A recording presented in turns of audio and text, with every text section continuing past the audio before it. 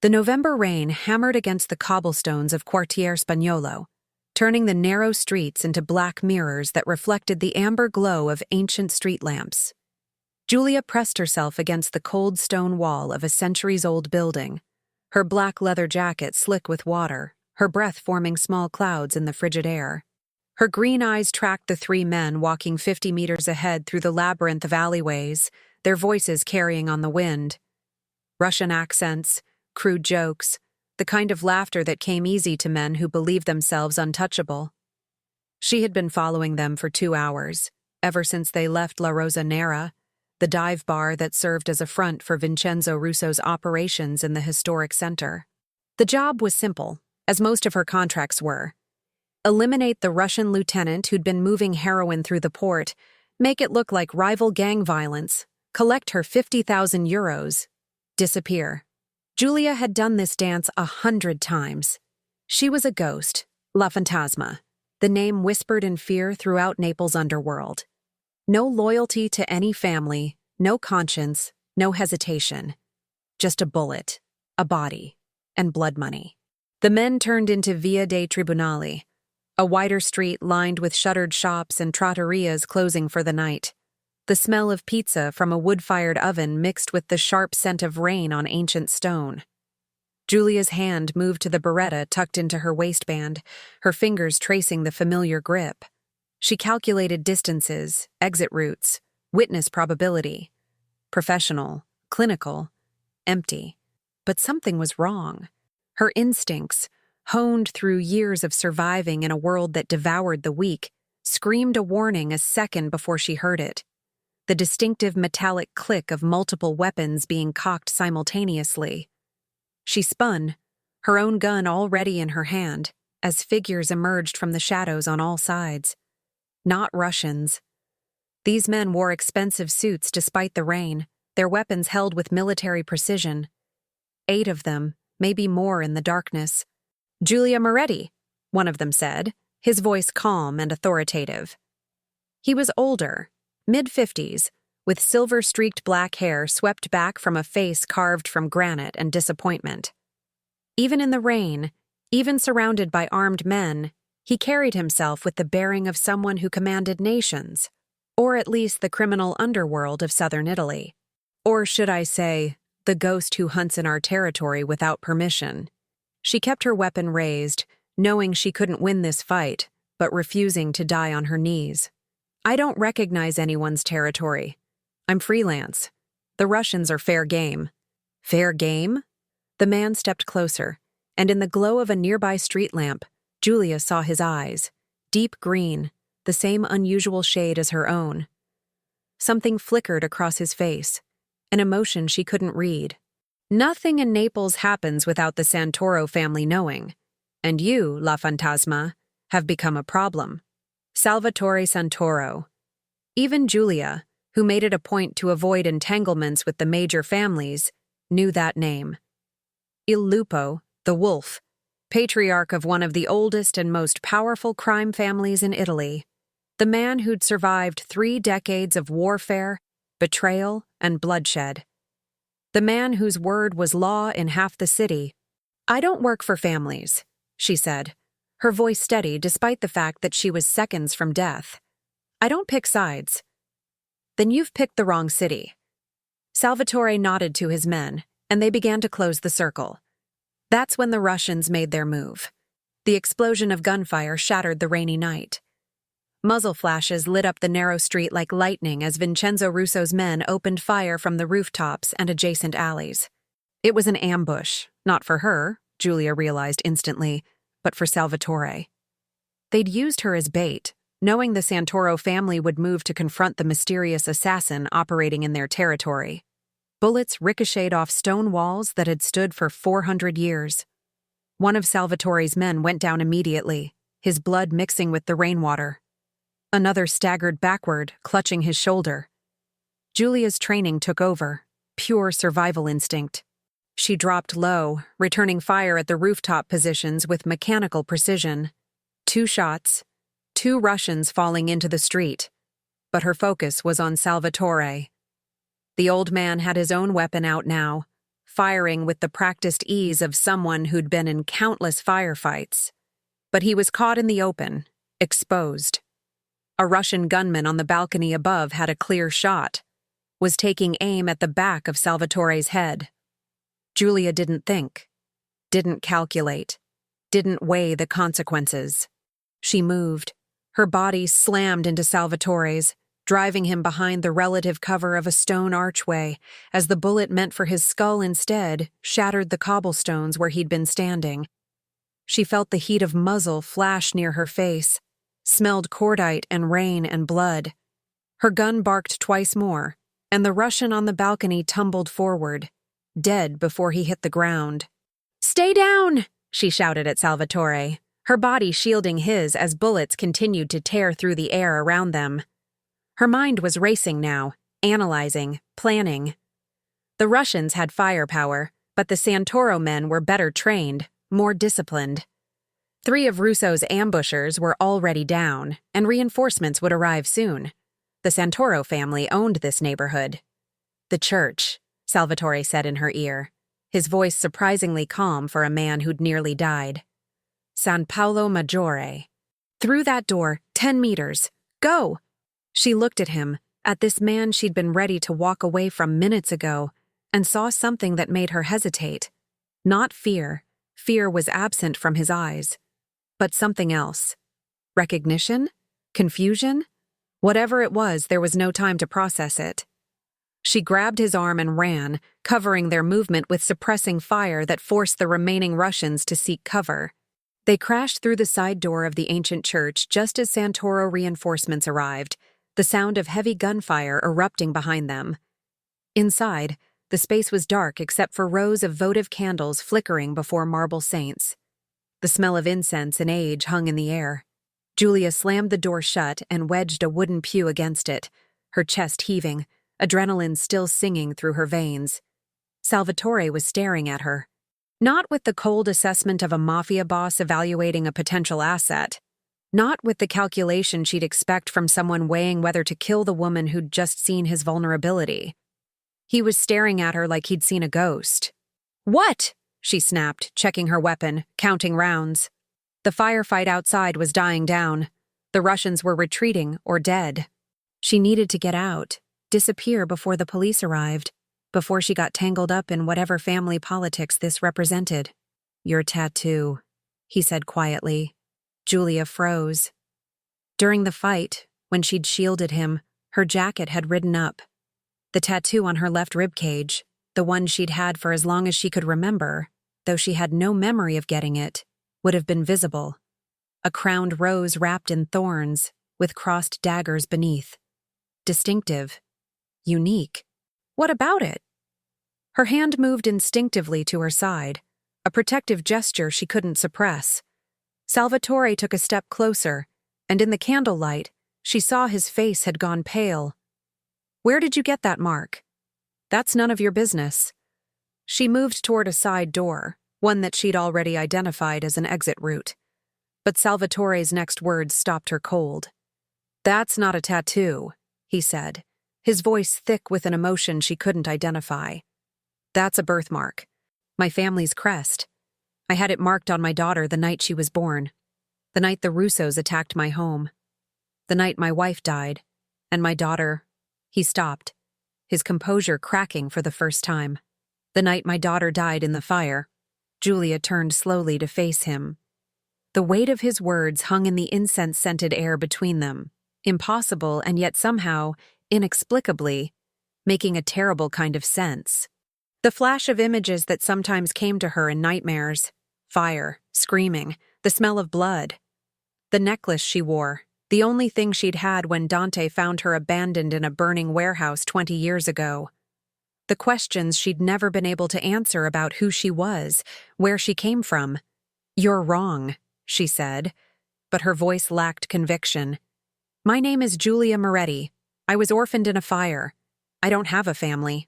I don't want a family. Moretti." Salvatore's lips twisted into something between a smile and a grimace. "That was your mother's maiden name, Angelina Moretti, before she became Angelina Santoro." He reached into his jacket slowly, carefully, pulling out not a weapon but a phone. His fingers trembled slightly as he pulled up a photo and held it out to her. "This is the only picture I have, taken the day she was born, before—" Julia looked at the screen, and her world tilted on its axis. The photo showed a younger Salvatore, his face still hard but lit with pride, holding a tiny infant. Next to him stood a beautiful woman with long black hair and green eyes identical to Julia's own. And there, on the baby's tiny ribcage, clearly visible where the blanket had fallen away, was the same mark that Julia had carried her entire life. "No," she whispered, but she was already seeing it. The resemblance in the bone structure, the eyes, the hands. She'd killed for men like Salvatore. She'd been raised to hate everything the old families represented. Dante had taught her that the mafia were parasites, that the Santoro family in particular were responsible for countless deaths, for the corruption that rotted Naples from the inside out. "Her name was Giulia Santoro," Salvatore continued, his voice breaking.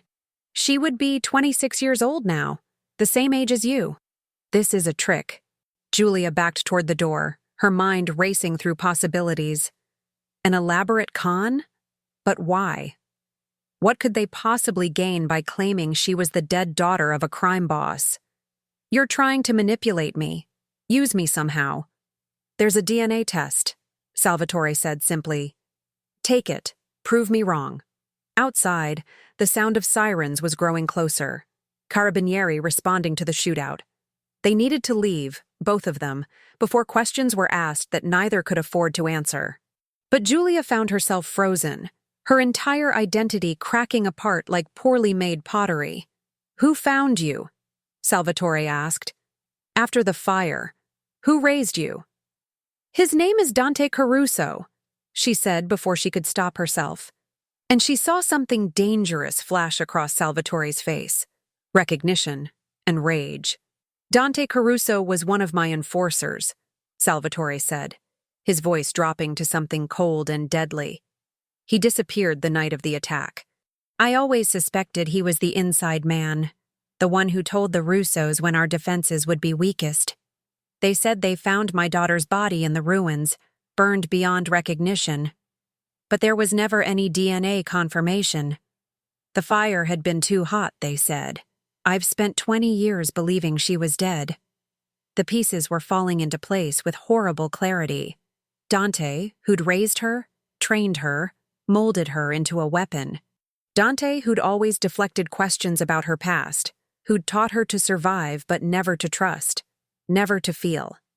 Dante, who'd sent her to hunt in Santoro territory, knowing it would eventually bring her face to face with— "This changes nothing," Julia said, though she knew it was a lie even as she spoke the words. "I don't know you. You don't know me. Whatever blood we might share, I'm not your daughter. That girl died 20 years ago." "And who are you?" Salvatore challenged, stepping closer. "La Fantasma? A ghost who kills for money and disappears? Is that all you want from life? Don't you want to know the truth about who you really are? About your mother, your brother, your family?" "Family?" Julia laughed, and it sounded harsh even to her own ears. "I've seen what family means in this world. Betrayal, violence, using people as pawns in wars that never end. Why would I want any part of that?" "Because," Salvatore said quietly, "you saved my life tonight. You could have run, should have run, but you didn't. That wasn't the action of someone with no loyalty, no connection. That was the action of someone who still has a soul despite everything she's endured. And if you truly are my daughter—" His voice broke again, raw emotion bleeding through the hardened exterior. "Then I failed you once. I wasn't there to protect you when you needed me most. But I'm here now, and I'm asking you to let me help you find the truth." The sirens were very close now, blue lights flashing against the stained glass windows. They had seconds, maybe less. "The Villa Santoro in Posillipo," Salvatore said, scribbling an address on a piece of paper and holding it out. "Come tomorrow. Take the DNA test. Learn the truth. And then, If you still want to walk away, I won't stop you. You have my word. Julia looked at the paper, at the address written in a strong, decisive hand. Every instinct she had screamed at her to refuse, to disappear back into the shadows where she was safe, where she understood the rules. But something else, something deeper and more fundamental, whispered that her entire life had been built on a lie, and that the truth, however terrible, was worth discovering. She took the paper. "One test," she said. "Then I'm gone." "One test," Salvatore agreed. But there was something in his eyes, hope, desperate and fragile, that made her think he knew the truth already. Julia slipped out through the side door into the rainy Naples night, leaving Salvatore Santoro standing alone in the church where his family had worshipped for generations. Behind her, she heard him whisper something, words that followed her into the darkness. "Welcome home, Julia." The Villa Santoro sat atop the hill in Posillipo like a crown, overlooking the sapphire expanse of the Gulf of Naples. Beyond it, Vesuvius brooded against the morning sky, a reminder that even paradise built itself on violence and ancient fire. Julia stood at the iron gates, staring up at the neoclassical mansion with its white marble columns and manicured gardens, and felt a churning in her stomach that had nothing to do with fear. She'd killed men in places like this, beautiful houses built on blood money, hiding torture chambers beneath wine cellars, counting wealth stolen from the desperate. This was everything Dante had taught her to hate, everything she'd defined herself against. And yet, here she was, about to walk through those gates and potentially discover she belonged here. The intercom crackled before she could press the button. "Miss Moretti, please, come in." The gates swung open silently, and Julia saw cameras tracking her movement. State-of-the-art security disguised as decorative statuary, guards in the shadows of perfectly trimmed cypress trees. This wasn't just a home, it was a fortress. A woman was waiting on the front steps as Julia approached. Mid-40s, elegant in a tailored black dress that spoke of old money and older power. Her dark hair was swept up in a sophisticated twist, and her brown eyes assessed Julia with an intensity that had nothing to do with hostility and everything to do with disbelief. "Maria Greco," the woman introduced herself, her voice warm despite the circumstances. I am a close friend of this family. I knew your mother." "You mean you knew Angelina Santoro?" Julia corrected, keeping her voice neutral. "That doesn't make her my mother." "No," Maria agreed, a sad smile touching her lips. "DNA will do that. But I should tell you, I was there the night you were born. I was there the night of the attack, and I saw them carry your body out of the flames. At least I saw them carry out a body they claimed was yours." She stepped aside, gesturing for Julia to enter. "I never believed it. The timing was too convenient, the body too damaged to identify. I spent years searching for you, following rumors of a child found in the aftermath. But you'd vanished, until yesterday."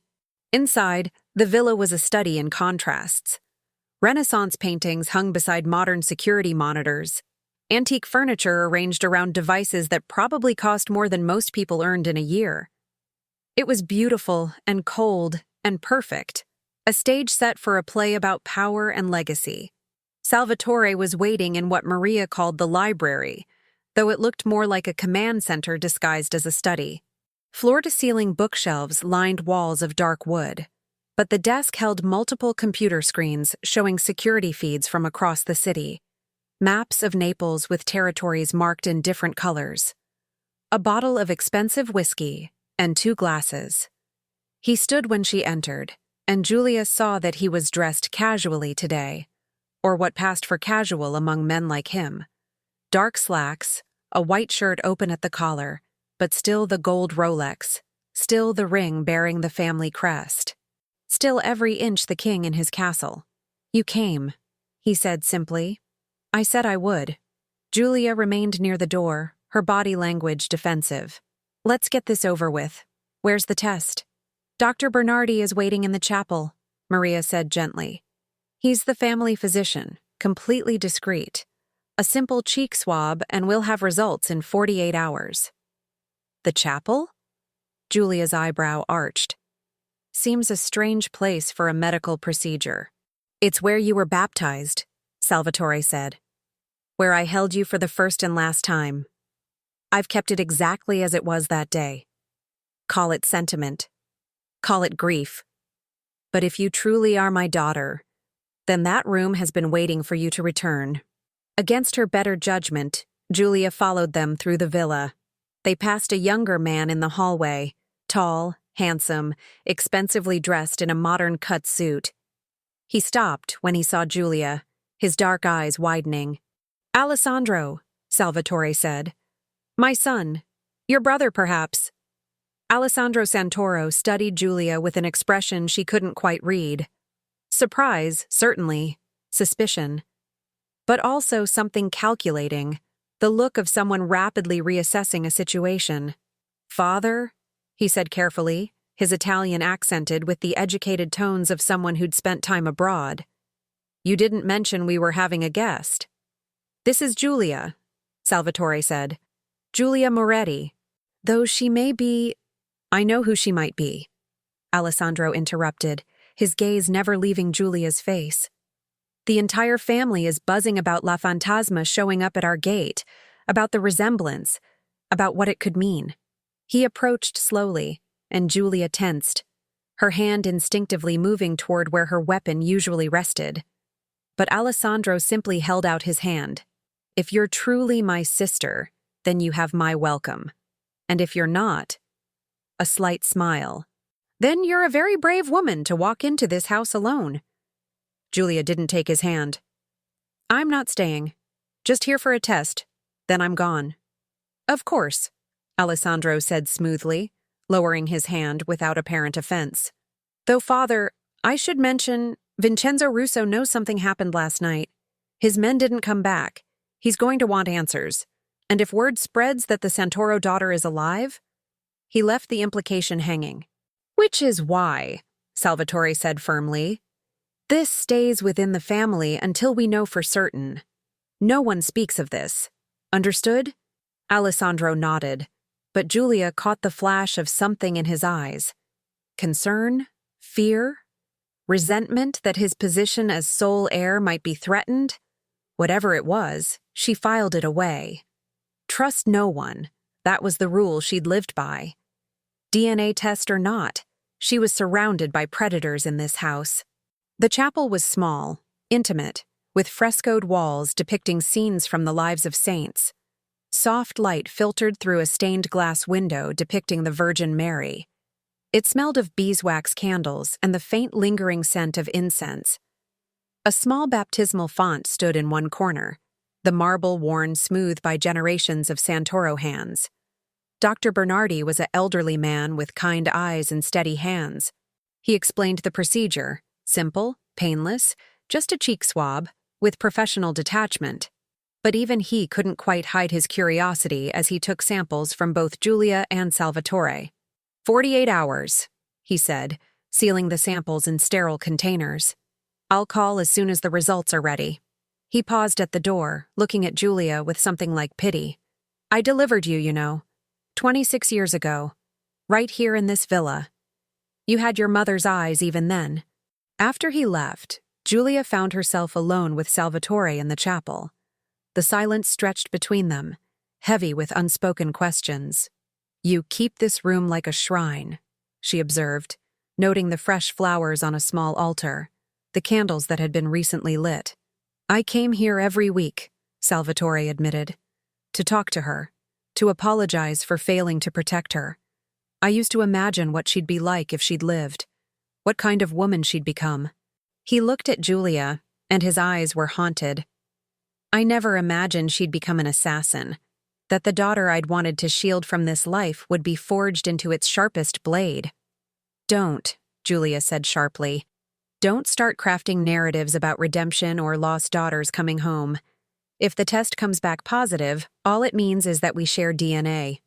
It doesn't change who I am or what I've done. It doesn't make us family. Doesn't it?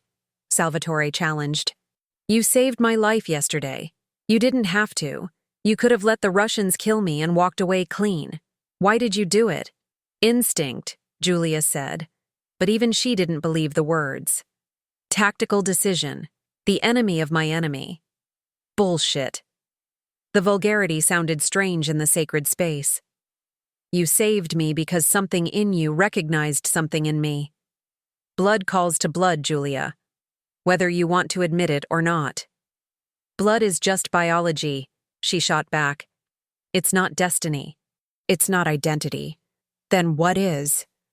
Salvatore's voice rose, emotion finally breaking through his controlled exterior. You think you're free, living as a ghost? No name, no past, no connection to anyone or anything? That's not freedom, that's imprisonment.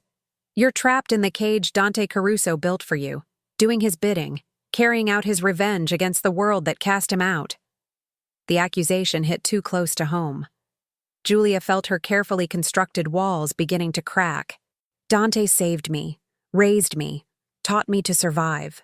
Dante stole you, Salvatore countered. He betrayed my family, let the Russos in, and then took my daughter as his own personal weapon. Do you know what he told people? That he found you abandoned after some random fire. That you had no one, nothing.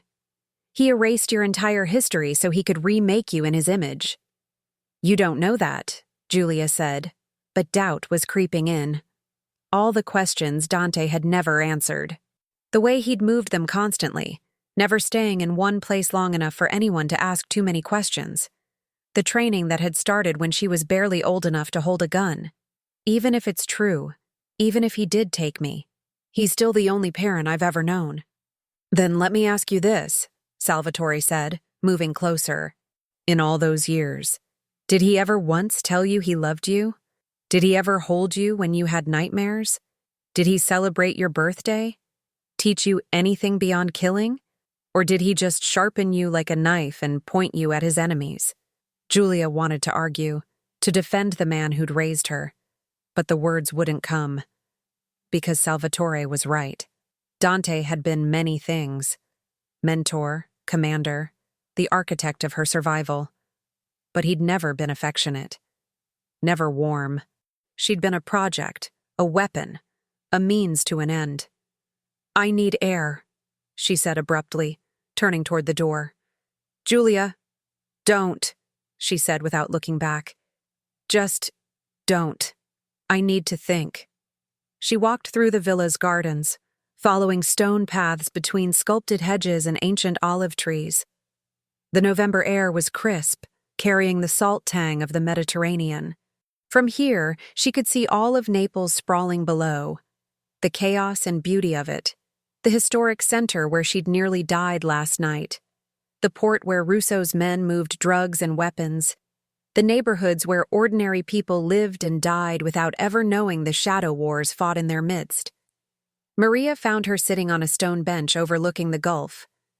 The older woman carried 2 espresso cups, the rich aroma cutting through the garden's flowers.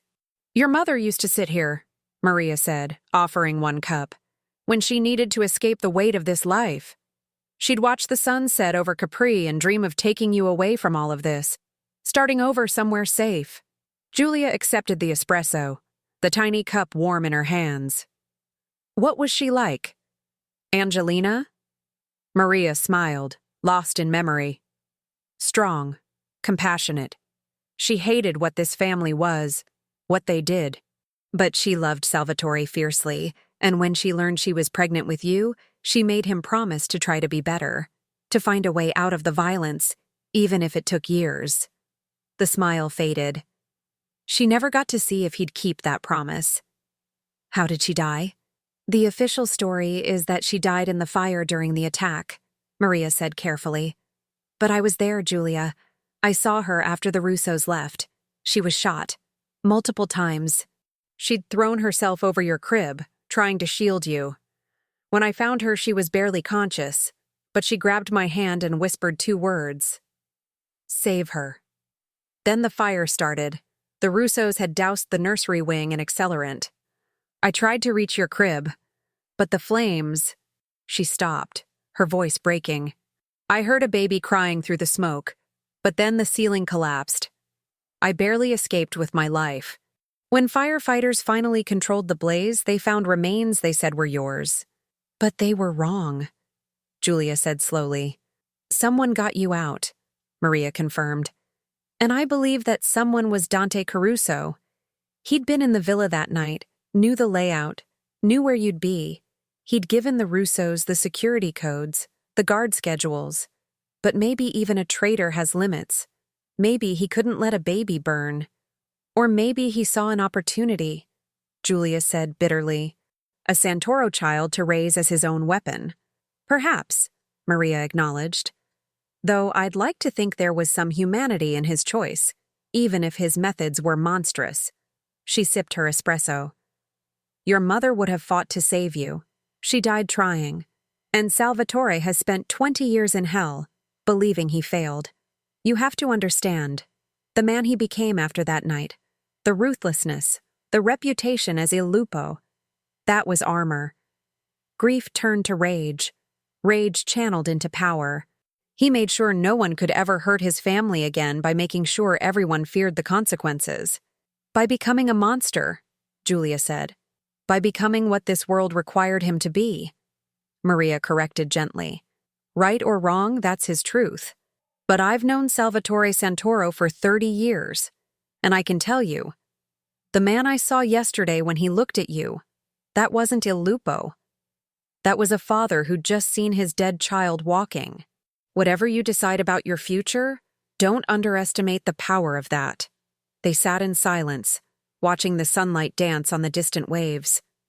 Julia's mind was churning, trying to reconcile everything she thought she knew with these new truths that kept crashing over her like tides. She'd built her entire identity on being alone, being free, being unattached. The idea that she had family, that she'd always had family, just not known it, was terrifying in ways she couldn't articulate. I don't know how to be someone's daughter, she admitted quietly. I don't know how to be part of a family. No one does, Maria said with a soft smile. That's the secret. We're all making it up as we go along, hoping we don't destroy each other in the process. But Julia, if that test comes back positive, you're going to have to make a choice. Not about whether you're Salvatore's daughter, that's just biology, but about whether you want to reclaim the life that was stolen from you, or continue being the weapon Dante Caruso forged. Before Julia could respond, Alessandro appeared at the garden entrance. His expression was grim. Father needs you both. Now. We have a problem. The problem was waiting in Salvatore's office, a video feed showing Dante Caruso standing in what looked like an abandoned warehouse. The old man's gray hair was disheveled, his weathered face creased with concern that looked almost paternal. But his eyes, Julia noticed for the first time, were cold. Calculating. Julia. Dante's voice came through the speakers. I know you can see this. I know where you are. The Santoro Villa in Posillipo. Very dangerous place for you to be, my girl. How did he know? Alessandro demanded, looking at his father. We've told no one. The security here is absolute. He has eyes everywhere, Julia said, her voice hollow. He always does. That's how he's survived this long. I taught you better than this, Dante continued on the screen. Taught you never to trust the families, never to believe their lies. And now you're there in their den, letting them poison your mind with fairy tales about who you are. But I know who you are. I made you. This is a threat, Salvatore growled. He's going to move against us. Let me talk to him, Julia said. He raised me. He won't hurt me. He took you from your family, Salvatore countered. He's been using you for 20 years. You think he'll just let you walk away now that you know the truth? On the screen, Dante smiled. A cold, dangerous expression. I'm going to give you a choice, Julia. The same choice I gave you when I pulled you from that burning building. Survival or sentiment. You can come back to me now. Forget this fantasy the Santoros are selling, and we'll disappear together. Start fresh somewhere the families can't reach us. Or, his expression hardened. You can stay there and watch everything burn. Again. The screen changed, showing multiple camera feeds. Giulia's blood ran cold as she recognized the locations: the schools Alessandro's children attended, the restaurant where Maria's daughter worked, the care facility where Salvatore's elderly mother lived. Dante had eyes on every vulnerable member of the Santoro family. "You have 24 hours, Dante said. "Meet me at the old warehouse on Via Amerigo Vespucci. Come alone. Come back to me and everyone lives. Stay with them and I'll burn this family to ash, just like I helped burn it 20 years ago. I'll take everything Salvatore Santoro loves, one piece at a time, starting with the granddaughter he's never met." The screen went black. The silence in the office was absolute. Giulia felt the weight of every eye on her. Salvatore's rage barely controlled, Alessandro's suspicion and calculation, Maria's quiet horror. This was her fault. By coming here, by opening this door to her past, she'd put targets on innocent people. "I'll go," she said. "I'll meet with him. End this." "No," Salvatore said flatly. "This is exactly what he wants. Get you alone, kill you, then move against us anyway. He's not offering a deal. He's planning a massacre." "He won't kill me," Giulia insisted. "I'm his—" She stopped, unable to complete the thought. His what? His daughter? That word belonged to someone else now, maybe. His weapon? That was closer to the truth. His greatest accomplishment? His most devastating failure? "You're his leverage," Alessandro said coldly. "As long as you're out there, he can use you against us. You're proof of his treachery, his theft, his crime. Father's right. If you go to him, you die." "And if I don't," Giulia shot back, "how many others die? Those kids you showed me in the pictures? They're what, 7 and 9? You want their blood on your hands because you were too proud to negotiate?" "This isn't negotiation," Salvatore said, but his voice had lost its certainty. He was thinking about his mother in that care facility, about Alessandro's children, about all the innocent blood that would spill if this went wrong. "Giulia, I just found you. I'm not losing you again." "You never had me to lose," she said. But the words lacked their earlier conviction. Because standing there, in that office, looking at these people who shared her blood and her face and her destiny, she realized something terrifying. She didn't want them to die. These strangers who were also her family, she cared what happened to them. The walls she'd spent a lifetime building were crumbling, and she didn't know how to stop it. "There's another option," Maria said quietly. Everyone turned to look at her. "We use the catacomb." "The what?" Giulia asked. "The Santoro family has maintained a secret refuge under the city for generations," Maria explained. "A section of the ancient catacombs of San Gennaro, accessible only through tunnels that begin here at the villa. It's where we keep our most sensitive records, our insurance against betrayal. If Dante's watching the villa, he won't know about the catacombs. We can move the vulnerable family members there. Then we control the narrative. We choose where and how this ends." Alessandro nodded slowly. "It could work. But we'd need to act fast, get everyone secured before Dante realizes what we're doing." "And what about his ultimatum?" Giulia asked. "When I don't show up at that warehouse, he'll escalate." "Let him," Salvatore said, and now his voice was pure steel, the wolf baring his fangs. "Let him make his move. We'll be ready. This ends tomorrow night, not on his terms, but on ours." "This is insane," Giulia said. "You're planning a war. People will die." "People have been dying for 20 years, Salvatore said. "Dante's been a ghost, working in the shadows, turning good soldiers into traitors, destabilizing families, profiting from chaos. And he's been using you as his weapon, his message that even the great Santoro family couldn't protect their own. Tomorrow night, that ends. We take Dante off the board, eliminate the threat, and you're finally free of him." "I don't need you to save me," Giulia said, but even she could hear the hollowness in the words. "Maybe not," Salvatore agreed. "But maybe I need to save you. Maybe that's what fathers are supposed to do, even if they're 20 years too late." The next 18 hours were a blur of controlled chaos. The Santoro family mobilized with military precision. Alessandro's children pulled from school under the guise of a family emergency. Maria's daughter picked up from work by trusted soldiers. Salvatore's mother moved from the care facility to the villa and then down into the catacombs. Julia watched it all with a strange detachment, seeing for the first time how these families functioned, the invisible network of loyalty and obligation that held them together. She also saw the weapons being distributed, the plans being drawn up, the cold calculations about acceptable casualties. This was the world she'd been born into, the legacy that was her birthright. Violence dressed up in expensive suits, family bonds forged in blood and maintained through fear. "You don't have to be part of this," Maria said, finding Julia in the chapel again.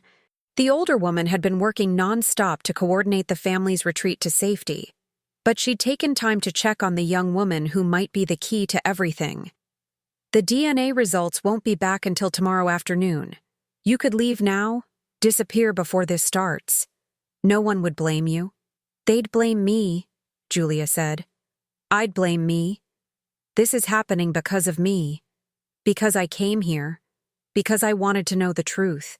This is happening because Dante Caruso is a monster who's been waiting 20 years for his revenge," Maria corrected. "You're not responsible for his choices. But Julia, if you stay, if you fight alongside this family, then you're choosing them. You're choosing this life. There's no going back from that." "And if I run?" Julia challenged. "If I disappear again, be La Fantasma forever?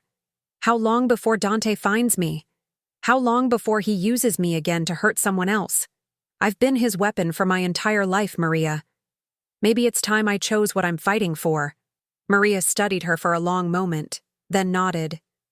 "Your mother would be proud and terrified, just like I am." She handed Julia a small leather-bound book. This was Angelina's journal.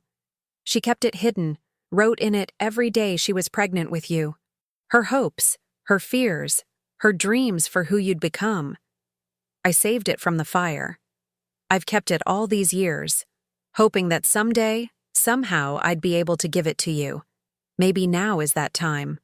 Julia took the journal with trembling hands. The leather was worn smooth, the pages yellowed with age. She opened it to a random entry, and her mother's handwriting swam before her eyes. "Today I felt her kick for the first time." Salvatore put his hand on my belly and laughed. Actually laughed, something I haven't heard from him in months. He said she's going to be strong, a fighter. And I thought, yes, she will be. But I pray she never has to fight the way we have. I pray we can give her a different life, a better life. I pray this beautiful girl growing inside me will be free. Julia closed the journal, unable to read more. The weight of that prayer, that hope, that mother she'd never known trying to reach across 20 years of death and loss. It was too much. "I need to prepare," she said, her voice thick. "If we're doing this, if we're taking Dante down, I need to be ready." "The armory is in the basement," Maria said. "Alessandro will show you. Choose whatever you need. And Julia?" She touched the younger woman's cheek gently. "Welcome to the family, for better or worse." The plan was simple, which made Julia deeply suspicious. Simple plans in complex situations usually meant people were going to die in unexpected ways. But Salvatore had decades of experience in warfare, and Alessandro had proven surprisingly competent at tactical planning. They were going to give Dante what he wanted, or make him think they were. "You'll meet him at the warehouse," Salvatore explained, pointing to the map of Naples spread across his desk. "But you won't be alone. We'll have men positioned in the surrounding buildings, eyes on every approach. The moment he shows himself, we take him." "And if he's prepared for that?" Julia asked. "If he has his own men in position?" "Then we'll have a firefight," Alessandro said bluntly. "But we'll have position, numbers, and surprise. He thinks he's luring you into a trap. Instead, he's walking into ours." "There's something you're not considering," Julia said, studying the map. "Dante trained me. He knows how I think, how I move, how I fight. If I show up at that warehouse acting differently than he'd expect, he'll know something's wrong. He'll bolt or detonate whatever backup plan he's already prepared. So, don't act differently, Salvatore suggested. Be who he expects you to be, the weapon he forged, right up until the moment you're not. It was raining again when Giulia left the villa that night, heading toward the warehouse district near Via Amerigo Vespucci. The city was dark, the streets slick with water, and she felt the familiar weight of her beretta tucked against her spine. But there were other weapons now, other watchers. The Santoro family was mobilized, and she was no longer alone.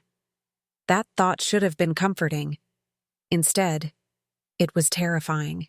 The warehouse loomed out of the darkness, an abandoned relic of Naples' industrial past, all broken windows and rusted metal. Giulia approached cautiously, every sense alert, looking for the trap she knew had to be there. Dante was too smart, too careful to make this easy. He was waiting in the center of the vast empty space, standing in a pool of light from a single working bulb. He looked older than she remembered, more worn. But his eyes were sharp as he watched her enter. "There's my girl," he said, and his voice carried that familiar tone, pride and possession mixed together. "I knew you'd come. Knew you'd make the right choice." "Did I?" Giulia stopped 10 meters away, keeping her hands visible, her body language neutral. "What is the right choice, Dante? Come back to you and keep being your weapon? Or stay with the Santoros and learn who I really am?" "You already know who you are," Dante said, taking a step closer. "You're Giulia Moretti, the ghost. The perfect killer I spent 20 years creating. That's your truth, not some fairy tale about dead babies and grieving fathers." "The DNA test says otherwise," Giulia replied. "I'm Giulia Santoro. The daughter Salvatore thought he lost. The daughter you stole." "I saved you," Dante corrected, and now anger crept into his voice. "That fire was going to kill you. Your precious father's enemies were going to leave you to burn. I pulled you out. I kept you alive when the whole world wanted you dead. That makes me your family, not them." "You made me a tool," Giulia shot back. "You trained me to kill, aimed me at your enemies, and never once told me the truth about where I came from. That's not family. That's ownership.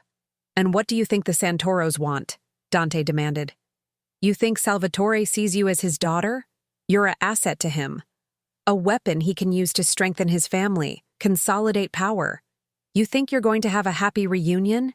He's going to use you just like I did, except he'll dress it up with words like legacy and duty." "Maybe," Giulia acknowledged, "but at least he's not lying about what I am. At least he's giving me a choice." "Choice?" Dante laughed, and it was an ugly sound. "There's no choice here.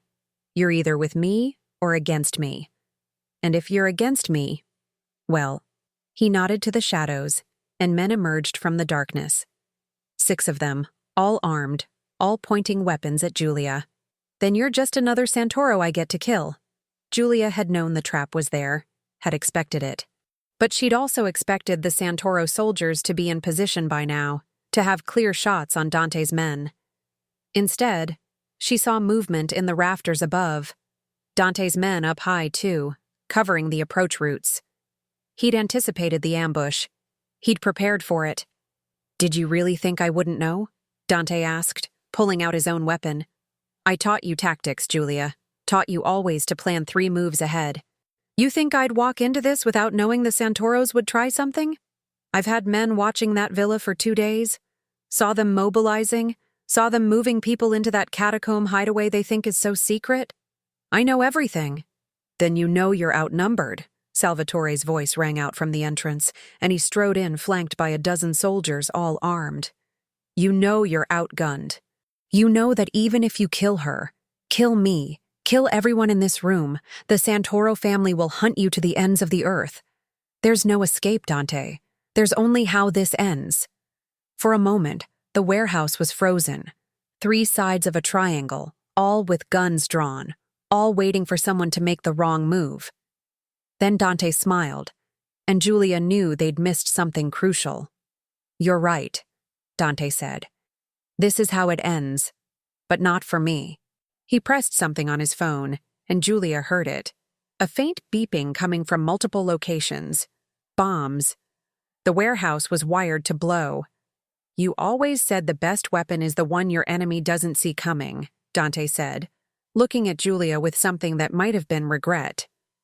I taught you that. Seems like you forgot the lesson.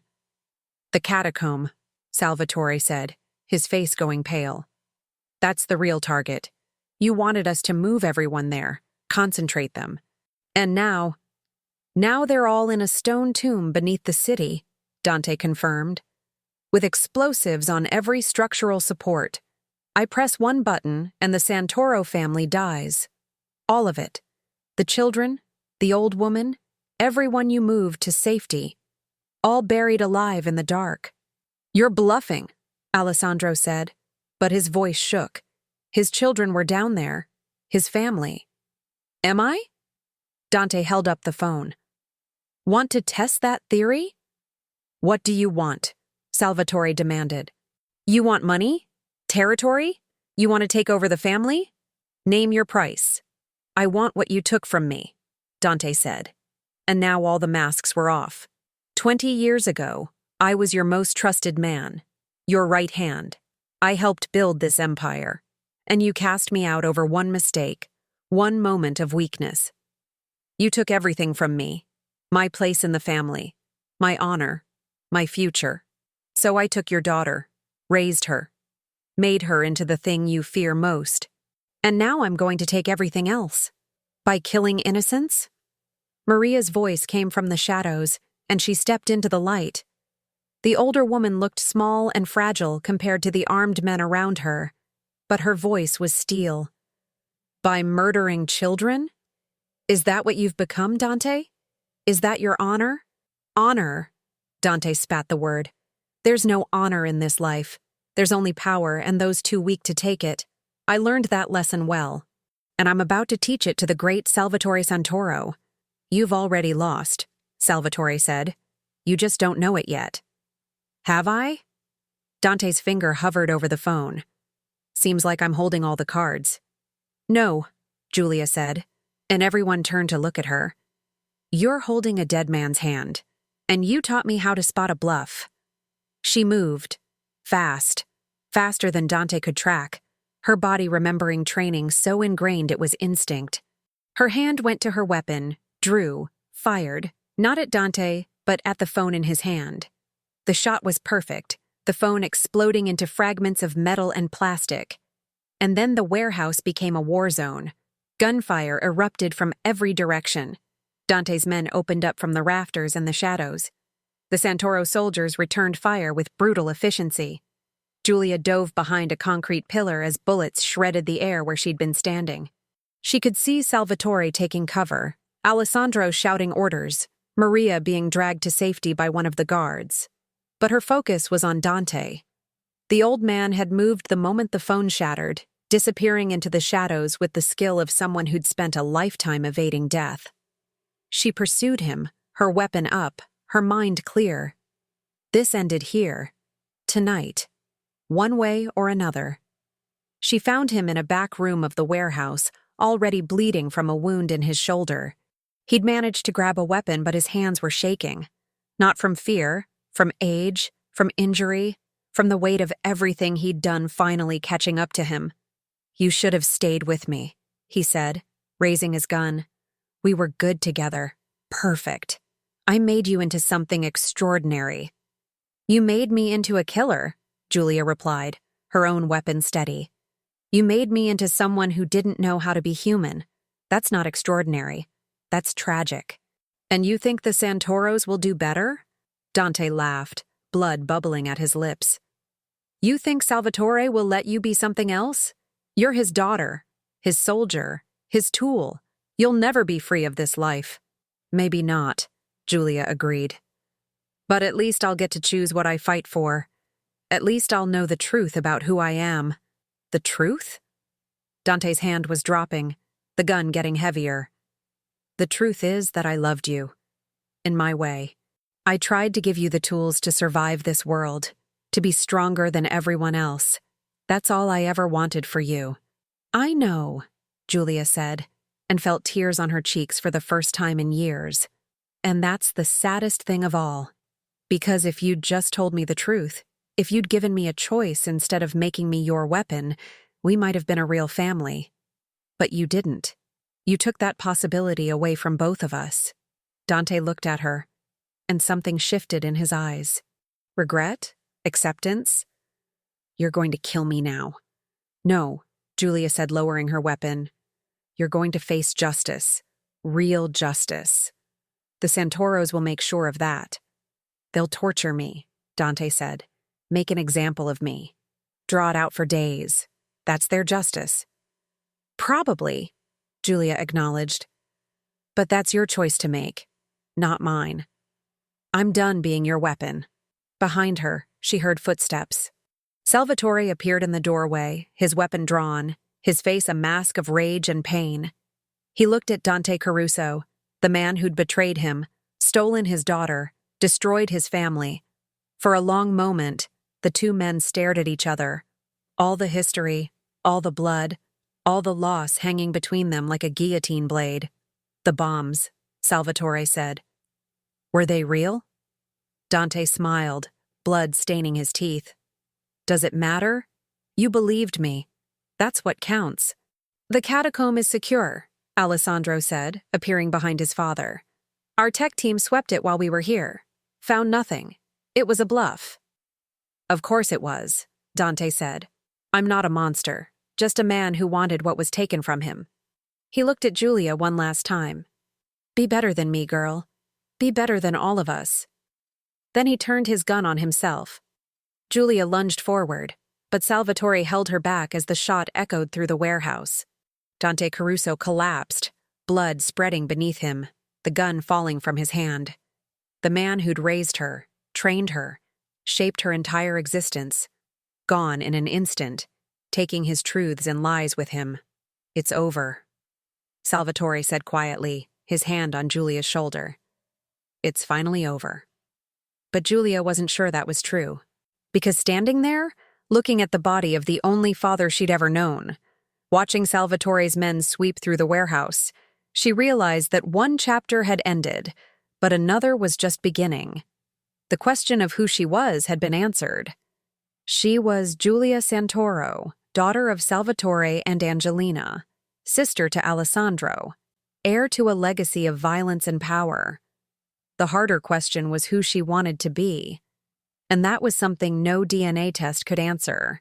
2 days later, Giulia stood in the Santoro Villa's library as Dr. Bernardi delivered the results that everyone already knew in their hearts. The test was positive. She was, without any doubt, Giulia Santoro. The daughter everyone thought had died. The missing piece of a broken family. The heir to an empire built on blood and maintained through fear. "Welcome home," Salvatore said, and his voice cracked with emotion he didn't try to hide. "Welcome home, daughter." Alessandro stood beside him, his expression complicated but genuine. "Welcome home, sister." Maria was crying openly, pulling Giulia into an embrace that the younger woman didn't quite know how to return. But she tried. She wrapped her arms around the older woman and held on, and it felt like standing at the edge of a precipice, about to fall into something unknown and terrifying. "What happens now?" Giulia asked when Maria finally released her. "What do I do? I don't know how to be your daughter. I don't know how to be part of this family." "Neither did I," Salvatore admitted. "When your mother died, when I thought I'd lost you both, I didn't know how to be anything except angry. I became Il Lupo, the wolf, because I didn't know how to be Salvatore Santoro anymore. But having you here, knowing you're alive, it reminds me of who I wanted to be. Before all the violence, before all the loss." "The family is expecting answers," Alessandro said carefully. "About where Giulia's been, what she's been doing, about what her return means for the succession, for our territories, for everything." "Then we tell them the truth," Salvatore decided. "That my daughter was stolen from me. that she was raised by a traitor and turned into a weapon against us. But she's home now, and she's under the family's protection. Anyone who has a problem with that can discuss it with me personally. They'll test her, Alessandro warned. The other families, the soldiers who don't know her, they'll want to see if she's really one of us, or if she's still the ghost who hunted in our territory. Let them test me, Julia said, her voice hard. I've survived worse than mafia politics. Have you? Salvatore challenged gently. Politics killed more of my people than bullets ever did. Betrayal from within is more dangerous than any enemy without. If you stay, if you take your place in this family, you'll need to learn that. Then teach me, Julia said. Dante taught me how to kill. Teach me how to live. Teach me how to be your daughter. Salvatore's eyes shone with unshed tears. I'd like that, very much. But, Julia continued, I need you to understand something. I've done things, killed people, worked for men like Vincenzo Russo. I'm not innocent. I'm not the daughter you lost. That baby died in the fire in a way. What's left is complicated. I know exactly what you are, Salvatore said. You're a survivor, a fighter, someone who refused to be broken even when everything tried to break you. You're your mother's daughter, stronger than you know, braver than you believe. And you're my daughter, marked with my family's crest, carrying our blood, part of our legacy. The question isn't what you've been. The question is what you want to become. Julia looked around the library, at the books recording generations of Santoro history, at the maps showing territories controlled and battles won, at the faces of her family watching her with hope and fear and desperate love. Outside the windows, Naples sprawled in the November sunlight, beautiful and dangerous and alive. The city that was her birthright. The city where her mother died trying to save her. The city where, against all odds, she'd found her way home. I want, she said slowly, choosing each word with care, to learn who I am. Not who Dante made me. Not who the ghost needed to be. But who Julia Santoro could be. And I want to do it with my family, however complicated that is. It will be very complicated, Alessandro said, but he was smiling. But for what it's worth, I'm glad you're here. I always wanted a sister. You already have the succession, Julia pointed out. I'm not trying to take your place.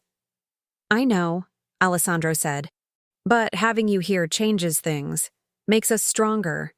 And maybe, eventually, we can change what this family is, what this life has to be. Mother always wanted that. Maybe together, we can finally make it happen. Salvatore looked between his two children, the son who'd grown up preparing to lead, and the daughter who'd been stolen and forged into a weapon. Your mother's last words were, "Save her," he said. I thought she meant save you from the fire. But maybe she meant save you from this life, from the violence, from the cycle that's destroyed so many Santoros before us. Maybe that's what we do now. We save each other. We break the cycle. That's a nice dream, Julia said. But this world doesn't forgive weakness. The moment we try to change, someone will move against us. Let them try, Salvatore said. And now the wolf was back in his voice. We're Santoros. We survive. We protect our own. And anyone who threatens this family will learn why I'm called Il Lupo. His expression softened as he looked at Julia. But we do it together this time. As a family. The way we should have done it 20 years ago. Maria appeared in the doorway, carrying a large gift-wrapped box. There's one more thing, she said, setting it on the desk. This has been waiting for you since the day you were born. Your mother had it made, planned to give it to you on your 18th birthday. I've kept it safe all these years, hoping somehow, someday, I'd be able to give it to you properly. Julia opened the box with trembling hands.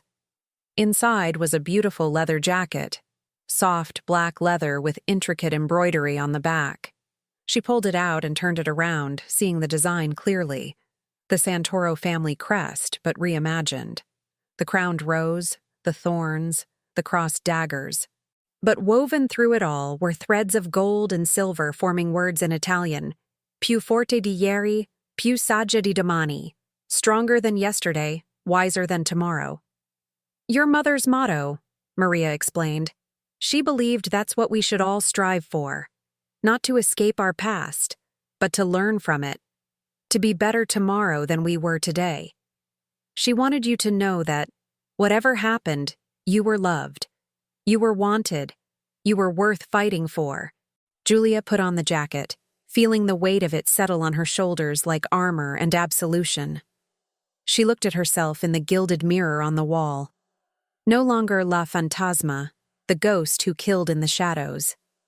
No longer Giulia Moretti, the orphan with no past. She was Giulia Santoro, daughter and sister, heir to a bloody legacy, but also to hope for something better. Thank you, she said, her voice thick with emotion. All of you.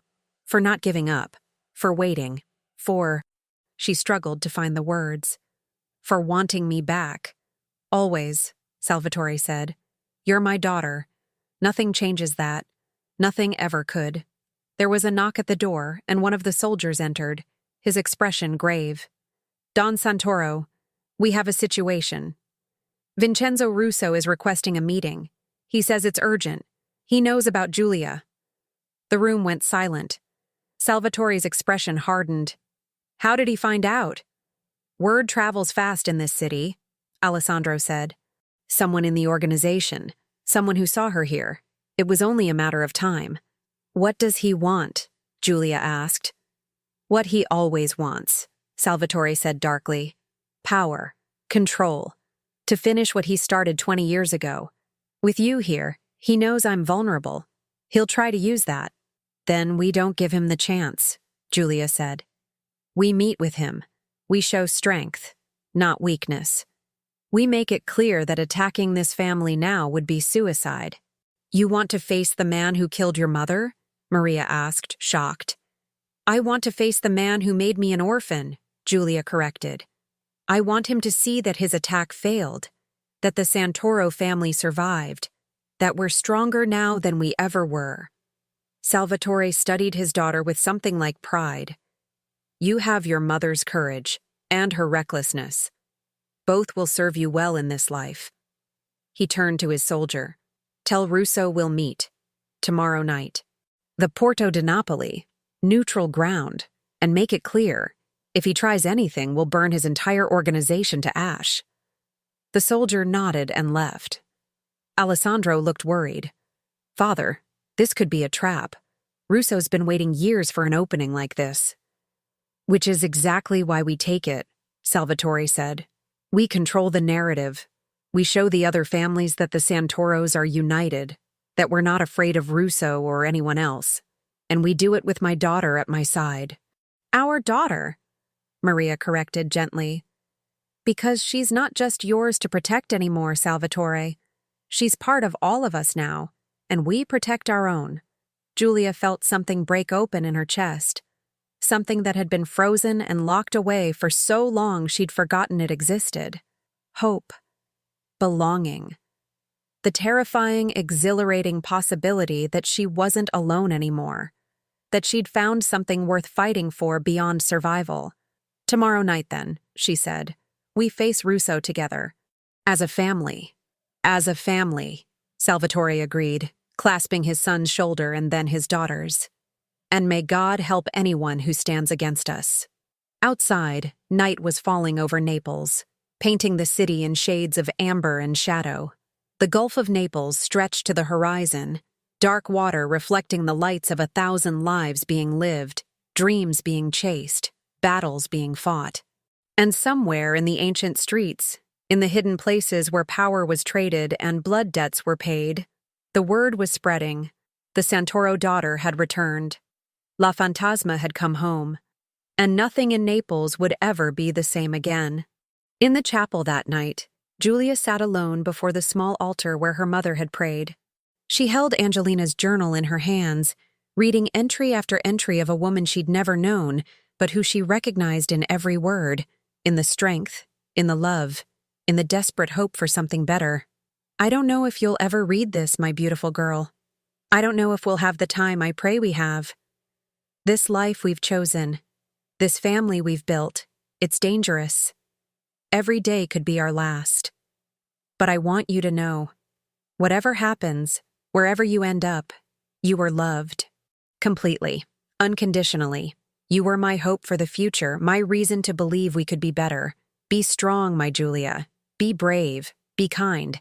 And never, ever let anyone tell you that you're just a weapon. You're so much more than that. You're everything. Julia closed the journal as tears streamed down her face. The first tears she'd shed since she was a child, the first time she'd let herself feel the full weight of everything she'd lost and everything she'd found. And there, in the chapel where she'd been baptized, where her family had prayed and hoped and fought to survive, she made a promise to the mother she'd never known. I'll be more than a weapon. I'll be your daughter, and I'll make you proud. The candles flickered in the drafts that haunted old buildings, casting dancing shadows on walls that had witnessed generations of Santoro prayers and promises. Outside, Naples prepared for whatever tomorrow would bring. Violence or peace, war or reconciliation, endings or new beginnings. And in the heart of it all, a daughter had come home.